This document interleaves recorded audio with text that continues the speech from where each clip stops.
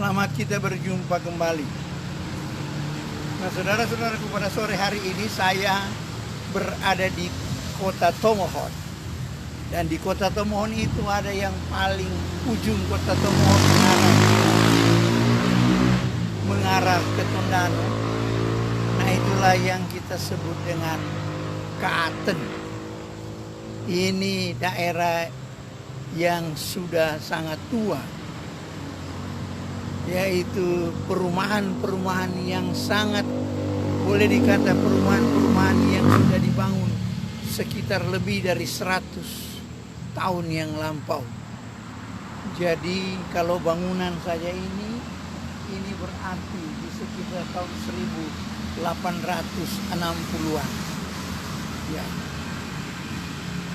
Sekitar itulah kira-kira bangunan-bangunan ini dibangun. Dan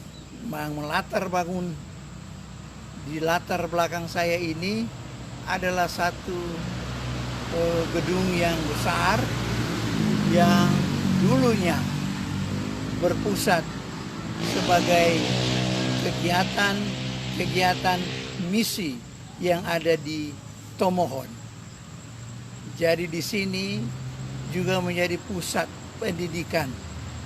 Selain sekolah-sekolah yang ada di daerah Matani, di daerah Talete, tetapi kemudian misi mengikuti juga dengan program pemerintah. Karena waktu itu pemerintah Belanda merencanakan bahwa Kaaten ini akan menjadi tempat, yaitu perumahan dari para pemimpin-pemimpin, yaitu yang akan memindahkan ibu kota, yaitu dulunya ibu kota residen di Manado, tapi supaya lebih baik dan lebih nyaman maka dipilihlah kota Tondano yang akan menjadi ibu kota residen. Sedangkan untuk perumahan maka itu mereka telah mempersiapkan, yaitu perumahan yang ada di Kaaten. Karena bagi orang Belanda tidak begitu jauh, yaitu pergi ke Tondano dan datang tinggal di Kaaten Tomohon. Dan juga di sini kemudian oleh misi dijadikan pusat, di mana di sini didirikan sekolah. Karena ini adalah kompleks, yaitu persekolahan. Karena di sana itu ada rumah sending itu, yaitulah rumah tua. Saya harap Anda boleh lihat dari sini. Kemudian di balik rumah tua itu, maka di sana ada Meisje School atau sekolah wanita. Ya, sekolah wanita, yaitu sebelum ada sekolah-sekolah wanita yang ada di Nusantara, maka di sini sudah ada Meisje School. Ya, di sini sudah jauh lebih dulu, yaitu memberdayakan yaitu wanita. Dan juga di kompleks ini nanti ada STM sekarang dan juga ada SD-nya ya. Nah, ini yang saya maksudkan dengan kompleks persekolahan yang dibangun oleh misi. Dan inilah kantornya mereka dulu, bahkan sempat menjadi rumah sakit. Ya, karena di sini tempatnya begitu dingin. Nah, ini yang saya perkenalkan, yaitu bangunan tua yang dibangun oleh misi NZG, ya, Nederland Zendelingen Genootschap. Mereka yang membangun dan menjadikan kantor di sini. Dan terutama yang lama berkantor sini, yaitulah pendeta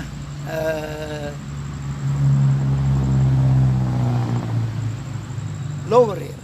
Ya, pendeta Lowerir itu lama dia bekerja, dan itulah rumah tempat tinggalnya yang saya kasih tunjuk tadi. Nah, saudara-saudara, dari sini saya mau berbicara tentang pergumulan NZG.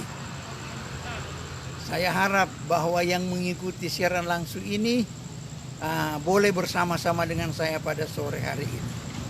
Saya minta maaf karena saya tidak memberikan pemberitahuan terlebih dahulu atau memostingkan, yaitu pemberitahuan siaran langsung ini. Tetapi Anda yang sempat mengikuti dengan saya berterima kasih. Yang tidak, Anda boleh nanti memutar kembali, yaitu siaran langsung ini, dan sesuai dengan waktu.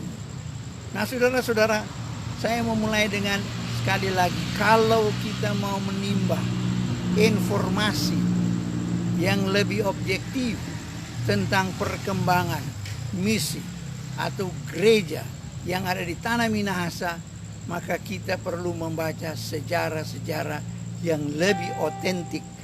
Dan itu saya menyertakan buku-buku. Selain tentu dasarnya adalah Alkitab, tetapi kalau berbicara sejarah, maka yang pertama menulis tentang perkembangan misi yang kemudian menjadi gereja di tanah Minahasa, itulah yang paling lengkap yang menulis di Indonesia. Itulah namanya, yaitu Koolsma. Namanya adalah Koolsma. Ini bukunya. Ya, bukunya amat tebal.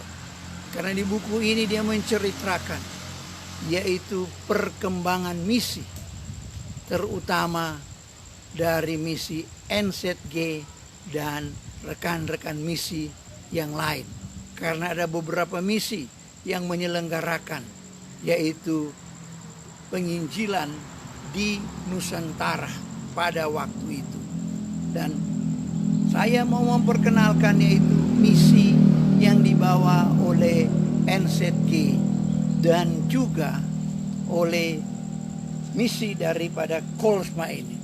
Nah, Koolsma ini setelah dia bekerja sama dengan NZG, dia juga membuat buku ini.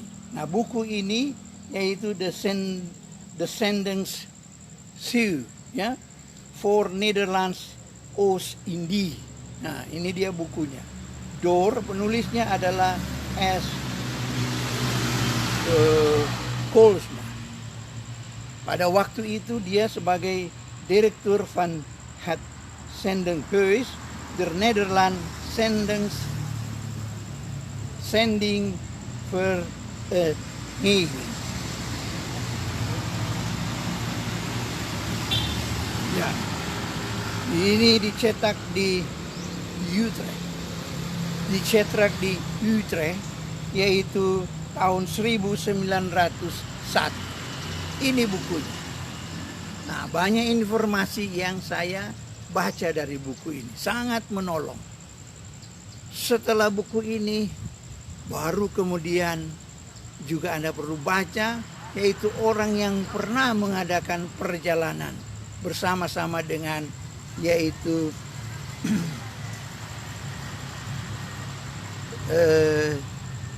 yaitu doktor atau profesor doktor Gunning. Ini dia Profesor Dr. Gunning. Ya. Dia adalah pemimpin misi dari Rotterdam, kemudian dipindahkan ke Oosthuizen, yaitu di Belanda dekat Leiden, dan dia menjadi pemimpin dan kemudian juga menjadi yaitu direktur yang ada di rumah misi, yaitu di Oosthuizen. Dr. Gunning, dia orang yang sangat berpengaruh. Dia mengadakan program perjalanan untuk melihat bagaimana perkembangan misi yang terjadi di Nusantara pada sekitar yaitu akhir abad 19 dan permulaan abad 20. 1 tahun lebih dia mengadakan perjalanan. 1 tahun lebih itu karena kalau baca buku yang ditulis tentang Gunning ini, maka itu memakan waktu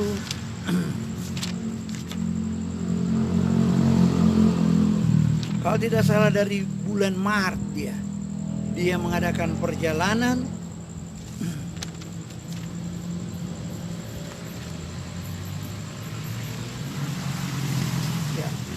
sampai kemudian 1 tahun kemudian. Jadi agak panjang yaitu perjalanannya.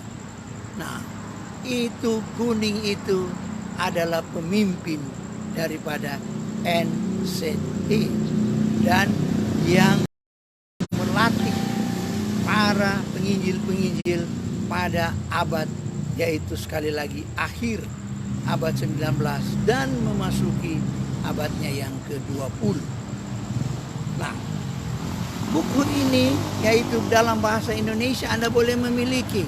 Judulnya adalah Whose Case, ya, di sini, yaitu dari tahun 1897 sampai 1942. Disaksikan di sini. Gunning bukan penulisnya. Yang penulisnya adalah Randpage, bukan Gunning atau Gunning, ya.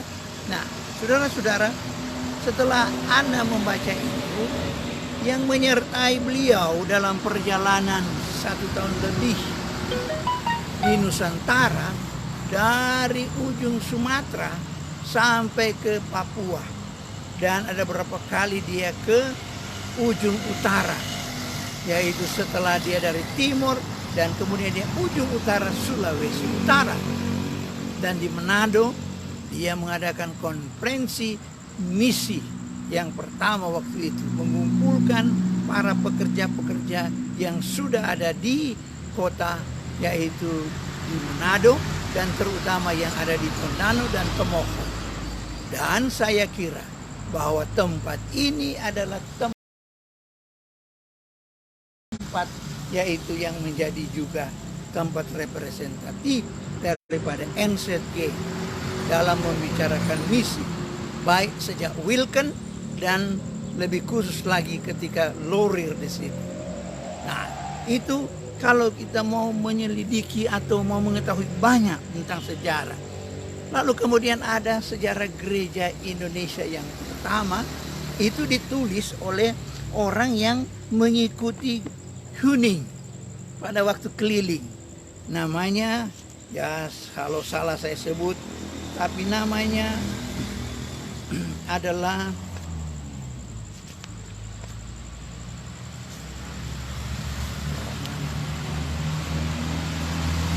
ini dia, yaitu Baron van Boetselaer, ya, Baron van Boetselaer. Dia juga pernah menjadi konsul misi yang tinggal di Jakarta. Kemudian ketika dia berangkat pulang cuti, dia menggantikan Huning, karena ketika Huning sudah tua dan meninggal, maka dia memegang itu sekolah dan rumah misi yang ada di Ushuaia. Dia yang menulis sejarah gereja pertama untuk Nusantara. Jadi dia menulis karena dia tahu, dia pernah berjalan sama-sama dengan Huning, yaitu menjelajah, yaitu pekerjaan misi yang ada di Indonesia. Dan saudara-saudara, setelah dia, kemudian ada juga misi yang bekerja sama dengan NZE, itulah misi dari Jerman, yaitu RMG, yaitu ya dari Jerman. Dan misi itu kemudian Anda akan kenal dengan buku dalam terbitan bahasa Indonesia pertama. Nah, itu yang diterbitkan dengan Sejarah Gereja Indonesia. Nama itulah si Müller-Kruger, orang Jerman. Ya, dia pernah datang di Minahasa. Ya, dia penulis surat dan dia adalah kepercayaan juga dari NZE. Walaupun dia adalah misi yang diutus ke Sumatera Utara, tapi kemudian oleh NZE bersama-sama dengan misi yang saya sebut tadi dari Kolsman, mereka itu diminta, dia itu diminta untuk menjadi yaitu pemimpin pertama atau rektor pertama yang akan ketika direncanakan membuka suatu sekolah teologi yang tinggi di Jakarta, maka beliaulah yang menjadi rektor pertama, yang nanti Anda kenal sampai sekarang adalah STT Jakarta. atau STT Jalan Proklamasi Jakarta. Dialah rektornya. Dan ketika mereka mau mendirikan yaitu sekolah-sekolah teologi, maka mereka lebih dulu yaitu harus bersidang yang sangat luar biasa. Agar supaya sekolah-sekolah teologi itu mewarisi apa yang sudah mereka tanamkan.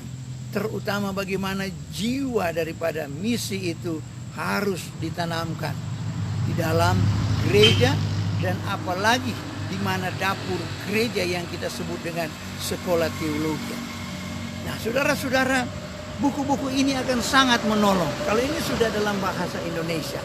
Dari buku ini kemudian maka terbitlah sekarang begitu beberapa buku sejarah gereja. Tapi kalau mau ke misi, maka Anda harus membuka buku ini. Karena buku ini berbicara banyak tentang misi. Nah, saudara-saudara, kita berbicara misi sekali lagi karena apa? Karena misi itu adalah pokok pemberitaan Alkitab. Dan kalau Anda berbicara tentang NZG, Anda berbicara tentang misi yang ada di Jerman, atau misi yang ada di Swiss, Basel Mission, atau yang ada di Inggris, yaitu London Mission Society. Mereka semua adalah orang-orang yang sungguh mengasihi Alkitab dan memahami Alkitab dengan benar dan konsekuen. Mereka tahu bahwa gereja mengalami perkembangan. Mereka tahu bahwa gereja itu akan mengalami suatu yaitu perubahan-perubahan. Mungkin akan bergeser daripada panggilannya, akan bergeser daripada misi utamanya. Dan itu sebabnya misi ini sangat memiliki pengetahuan dan keyakinan yang utuh. Jadi mereka tahu apa yang menjadi inti daripada Alkitab. Nanti kalau Anda baca buku lain, ada buku lain atau teolog-teolog lain menyatakan bahwa ini kelompok misi ini, apalagi NZG, mereka tuduh sebagai pietism.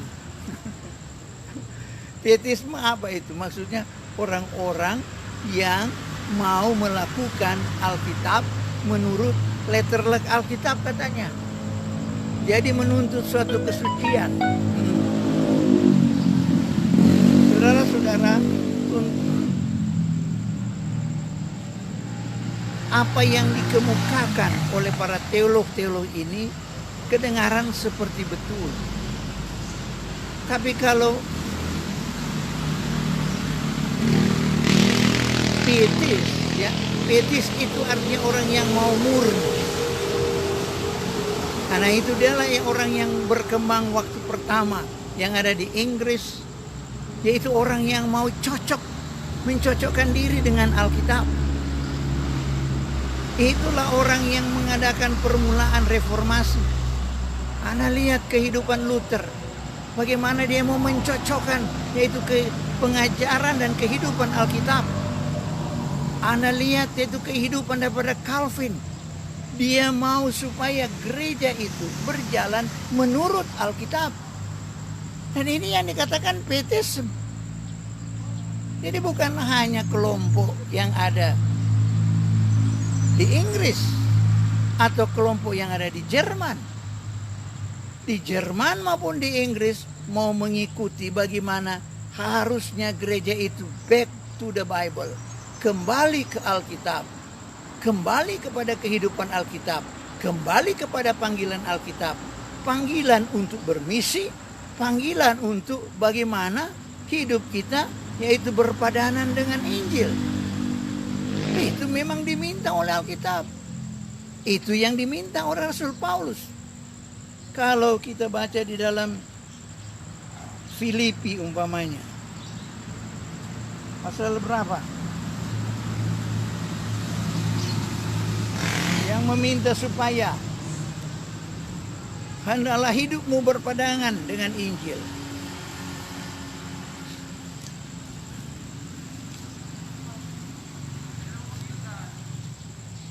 pasal 1 ayat 29. Coba kita lihat. Kalau salah itu dia pasal 1 ayat 29. Filipi pasal 1 ayatnya yang ke 29. Bukan.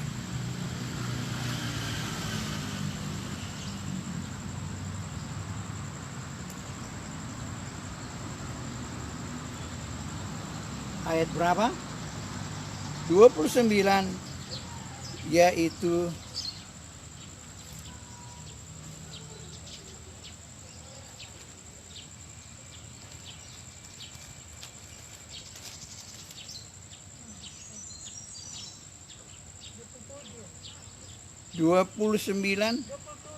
ayat 27. Ya, bukan 29. Anda buka. Yaitu hendaklah hidupmu berpadan dengan Injil Kristus, supaya apabila aku datang, aku melihat, dan apabila aku tidak datang, aku mendengar, bahwa kamu teguh berdiri dalam satu roh, dan sehati, sejiwa berjuang untuk iman yang timbul dari berita Injil. Berita Injil itu menyatakan sendiri bahwa hidup itu harus berpadanan dengan Injil. Lalu ada orang bilang kalau mau berpadanan dengan Injil itu adalah pietism. Saudara-saudara, saya kira perlu ditinjau. Ada buku yang sudah menulis bahwa perlu ditinjau kembali, yaitu bagaimana pietisme itu dicap begitu negatif. Walaupun harus saya beri catatan, ada ekstrim dari kelompok pietisme pada awal abad ke-17. Baik itu ketika dimulai di Eropa maupun juga itu ketika berkembang di Amerika Utara. Tetapi saudara-saudara, Alkitab yang menuntut. Rasul Paulus menyatakan hendaklah hidupmu kudus karena Kristus adalah kudus. Itu panggilan pietism.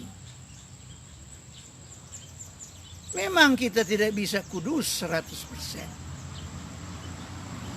Tetapi kita berusaha dan bertekad kepada panggilan ilahi. Aku berlari kepada tujuan.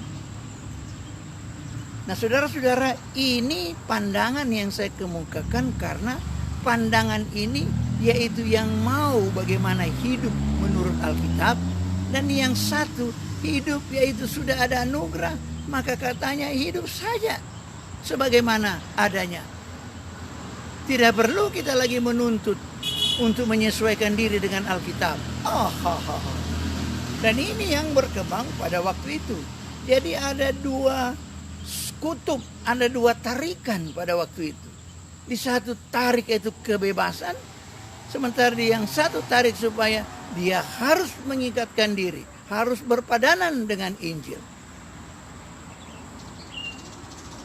Nah, misi waktu itu adalah begitu ketatnya, terutama bagaimana membentuk seorang misioneri, bagaimana membentuk seorang penginjil, mulai daripada dia memiliki pandangan untuk mengemukakan atau memberi diri untuk mengikuti panggilan Kristus, bahwa misi itu mendasarkan semua lembaga misi, mendasarkan yaitu beritanya pada apa yang disebut dengan panggilan atau amanat agung.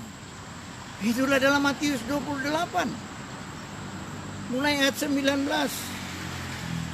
atau 18 lah kita mulai.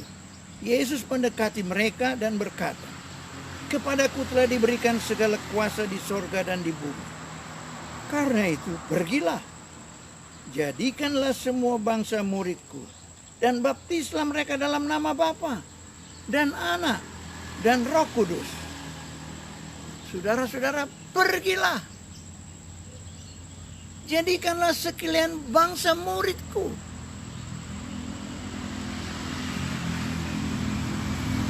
Dasar ini yang menjadi yaitu motivasi utama dari orang-orang yang disebut dengan orang-orang yang menuntut kesucian Alkitab.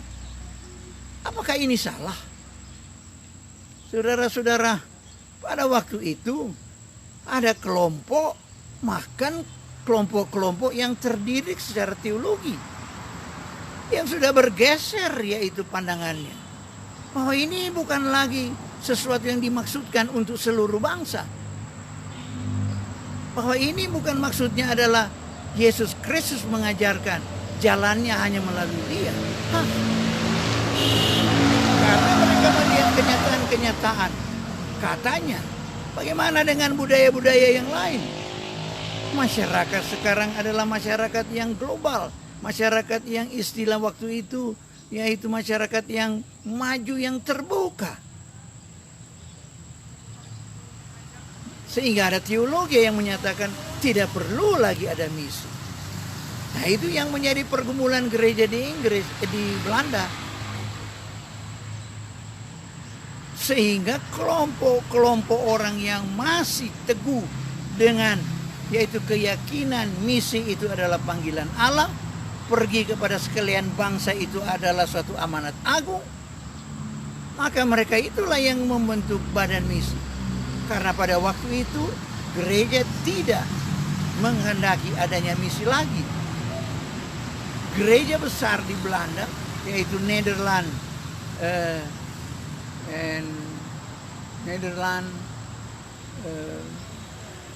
Hervormde Kerk en NHK, ya, Nederland Hervormde Kerk. Itu gereja Protestan sama dengan gereja Protestan yang ada di Indonesia, yaitu mainstream gereja Protestan. Pada waktu itu sudah tidak lagi menyatakan bahwa perlu ada misi.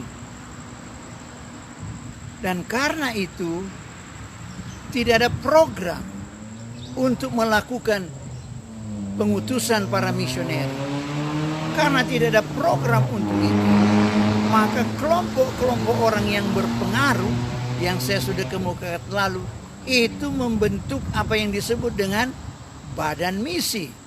Dan itulah yang sekali lagi saya katakan misi NZG.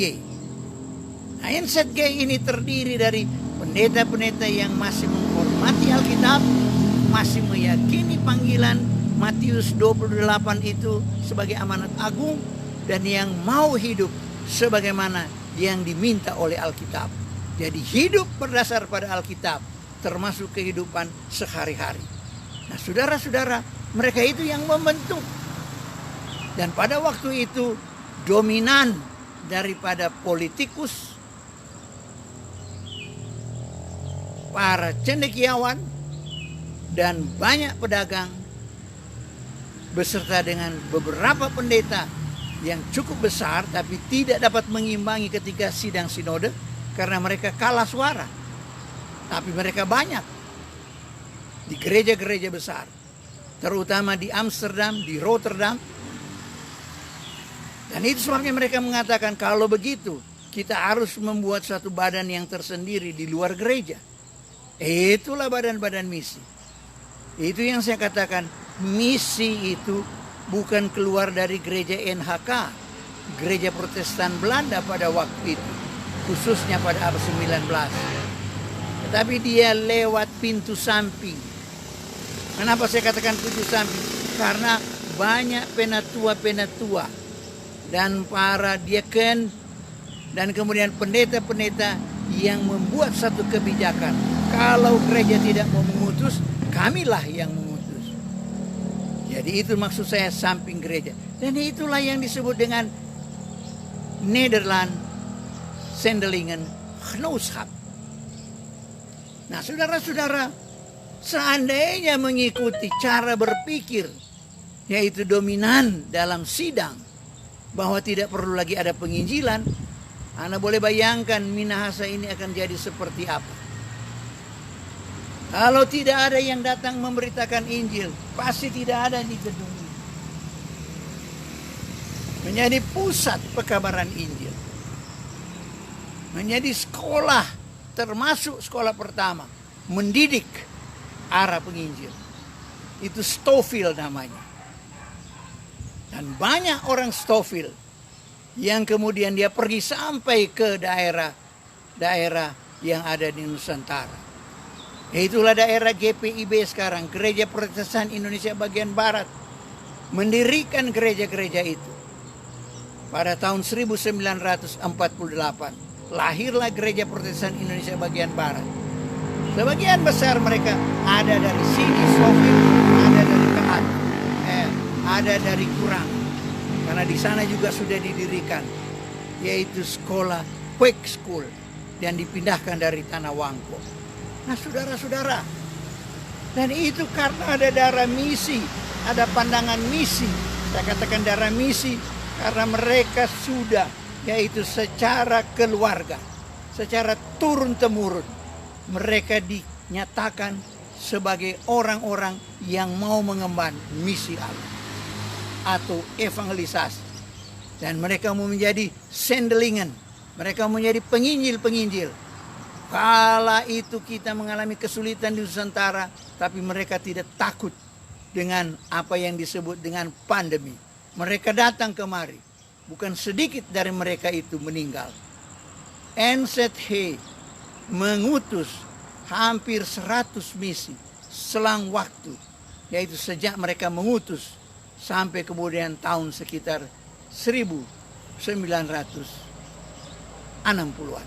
Atau 50-an sampai 60-an. Nah saudara-saudara, jadi pergumulan ini gereja dengan NZG tidak gampang. Dan itu untuk menyatakan bagaimana supaya gereja terpengaruh dengan misi, itulah yaitu resort yang ada di Amsterdam yang sangat kuat. Saudara-saudara, sekarang saya mulai pergumulan, tapi kalau kita membaca sejarah, maka gereja Nederland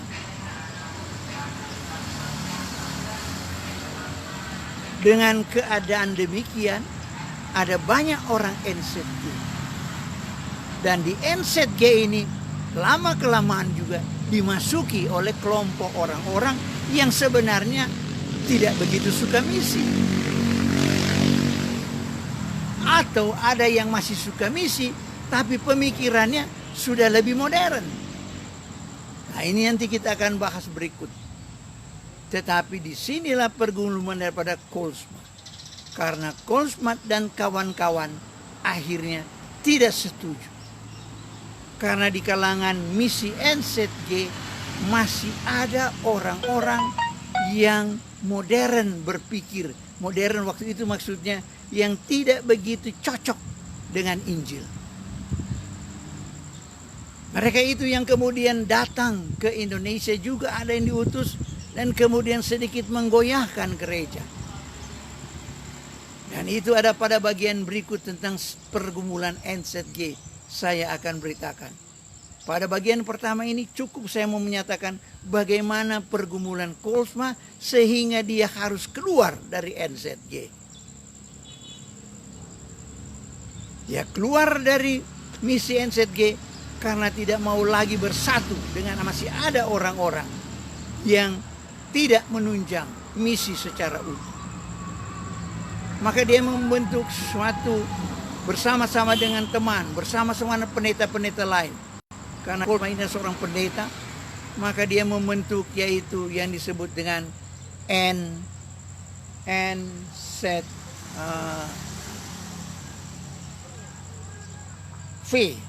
ya, Vereniging, ya, Vereniging, yaitu. Jadi Nederland sending, kali ini dia memang sending, Vereniging, ya. Vereniging, ya.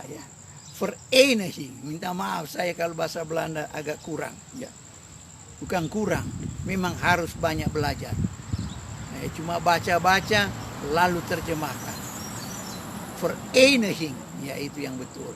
Jadi dia membentuk Nederland Sendeling, bukan Sendeling, Sending, ya, Sending Vereniging. Nah, saudara-saudara, Dan mereka membentuk itu dan kemudian mengadakan penginjilan lagi sendiri. Dia sendiri menjadi misioner. Dan dia bekerja di Jawa Barat. Dari Jawa Barat itu kemudian dia pulang menjadi pemimpin, yaitu rumah misi yang ada di Rotterdam.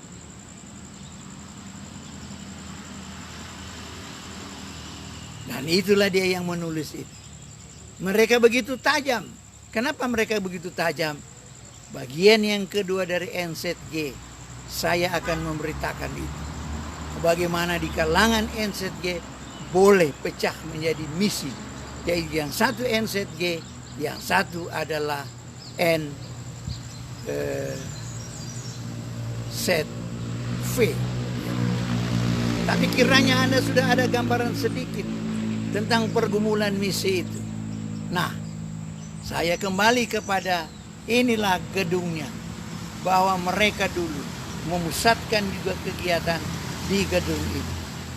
Baik untuk misioneri dan baik untuk misi maupun untuk membentuk misioneri secara lokal. Dan inilah hasilnya, yaitu kompleks gereja di Kaaten ini. Dan sampai sekarang dipakai oleh lembaga penerjemah Alkitab, yaitu lembaga Wycliffe, ya, Wycliffe, ya, bekerja sama dengan Sinode di Gereja Masehi Injili Minahasa. Selamat sore, selamat kita boleh belajar kembali dari sejarah gereja yang berawal daripada misi. Mari kita berdoa. Tuhan, terima kasih kesempatan sore hari ini kami boleh berbicara tentang pergumulan NZG. Sebenarnya itulah cerminan, yaitu gereja yang ada di Belanda.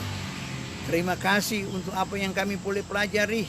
Tapi kiranya ini akan membuka wawasan kami sehingga kami dapat melihat dan kemudian kami juga dapat mengambil satu kesimpulan dan kami berteguh di dalam bagaimana supaya melihat, memandang dan mengimani Alkitab. Dalam nama Yesus kami berdoa. Amin.